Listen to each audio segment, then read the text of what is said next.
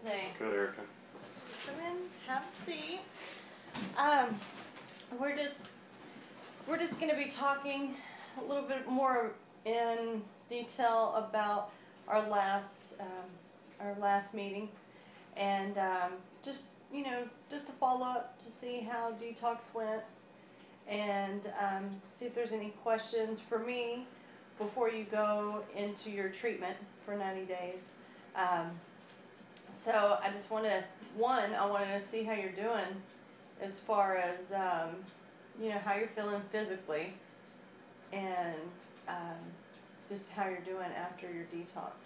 I'm doing pretty good. I feel 100 times better. Still have some cravings, but I'm managing. But I feel a lot better. Good.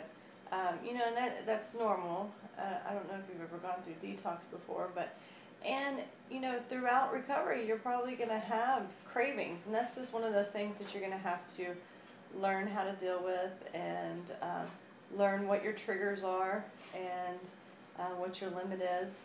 And now, how are you feeling emotionally? Well, I thought about my mom more than I have in the past, since she's passed away, and I cried for a whole day straight yesterday. Not sure if it's going through withdrawal from the drugs, or I'm just allowing myself to feel grief for my mom, but it was a tough day. It was a tough day, okay. And that, you might have a couple more days that are going to be like that. The grieving process is hard, and sometimes when you postpone the grieving process, you don't allow yourself to grieve, it actually can become harder, because you push those feelings down, and once they start to come up, they're a little bit tougher to deal with. And also, once you get out of treatment, that might be a trigger for you, so that's something that you will have to look out for, just when those feelings come up, because you associate your mother's death with the drugs, since you've been using to cope with your mother's death.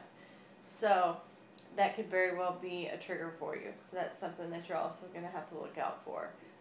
And when you are in that grieving process, you might have to reach out and get some help during that period. Now, I know before we met, when we met last time, you stated, you felt a little hopeless, and you felt, you definitely felt some hopelessness after your mother's death, because you were so close to her, and she was all you had, you stated before. Now, how are you feeling as of right now? Well, I'm not feeling hopeless. I'm feeling hopeful. Second night I was in detox, I had a dream of my mom, and she was telling me I was going to be okay, and she was with me, and I'll make it through it. Oh, that's awesome. And I believe with the right kind of treatment, in the right facility, and with the right support, you will definitely make it through this process. And now, as far as your father, have you thought about that, or is that still just something you're, and that's going to also take some time. Yeah, it's going to take time for me to forgive him, but I think now more that I'm clear and not on the drugs, that I might be able to actually forgive him. Okay, that's good. And sometimes, the drugs will intensify your feelings. So if you're feeling feelings of anger towards him, the drugs can intensify that. So it can almost turn it into rage. So coping with those, and again, when you're in recovery, it's all about triggers, and learning your triggers. And we're going to be talking a lot about triggers throughout the process and throughout the 90 days. So that's going to be, again, a big thing. Now, as far as, have you talked to any family members about moving your furniture, or have you had any time to decide on that? I mean, that's some phone calls that we can help you with, and, I got a few friends I think could probably help me take care of that.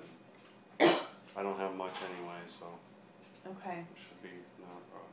Well, as long as we can get your clothes, the things that you know, do value, and we can try to set it up to where you can get maybe even a storage unit, with there are some programs that are available to you, and I will give you a list of those programs that just will assist you during the time that you're in treatment. These type of programs can help you even pay like certain bills, because you're not going to be working while you're in treatment. And then also, you know, just maybe even helping you pay a storage unit or something like that. But we'll look into some of the programs and see what's available for you. And I know you said before that you weren't working for at least 3 months, so yeah, we'll definitely look into that, and you could probably qualify for something like that. Now, also, I was thinking about, as far as setting you up with a counselor within the treatment facility, I will be your counselor outside of the facility, but you will have certain counselors. And I just wanted to know if you would prefer a female or a male counselor, if you had a preference on that. No, I don't think it really matters. I can talk to either one. Okay. Now,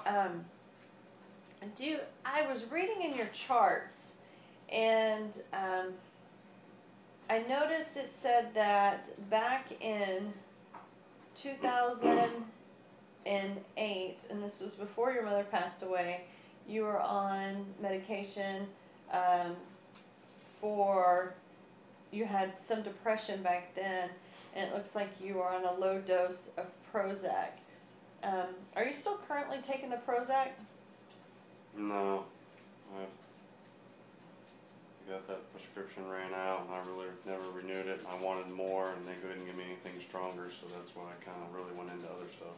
Okay, so that's something that we'll set you up with one of our psychiatrists that can prescribe some medication for you. And they'll look into it a little bit more, and we'll try to figure out the right medication for you, and see if there is some underlying depression still there, and you know, try to get your prescription filled, or try to figure out what medication is going to be right for you. And you know, while you're in here, and then again, I can find, you know, because you're not employed, we can try to find some kind of program that can help you with your prescriptions. Or did you say before that you were a veteran? Yes. Okay. No, actually, we could probably, what I'll do is I will call the VA, and we can see what we can do. We'll try to make some connections and see exactly what we can do, and see there if, you know, they will take care of your medication. Are you getting veterans benefits, or? No, I haven't. Okay, so we definitely want to take advantage of that.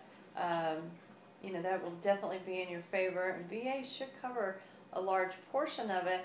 And I believe also they just started a new program for veterans. It's a drug and alcohol treatment, but it's outpatient treatment. So that would be a great program for you after you get out of the 90-day treatment. And we could possibly even see if they would cover the cost of your 90-day treatment. And I'll look into that more. So, now as far as, do you have any questions for me about the facility, or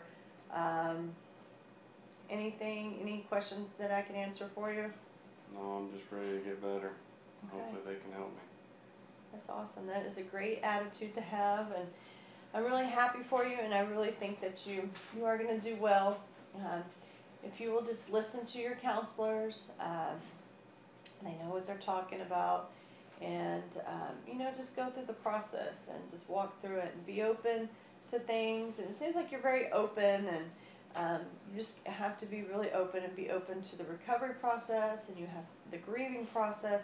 There's some things that need to be healed for you to, you know, for you to get better. So, you know, just a little bit about what we've talked about so far today. You know, and I was just asking you how your detox went, and you know, how you were feeling, and you said that you were feeling pretty good. Is that correct? Mm. You know, after, as far as physically, you're feeling pretty good. There's no sickness or anything. No, just a little bit of depression, but I'm okay. Okay. So, but you said that you did say that you were feeling more hopeful, and you said you had a dream about your mother, and you know, that's just so awesome that you were able to have that vision.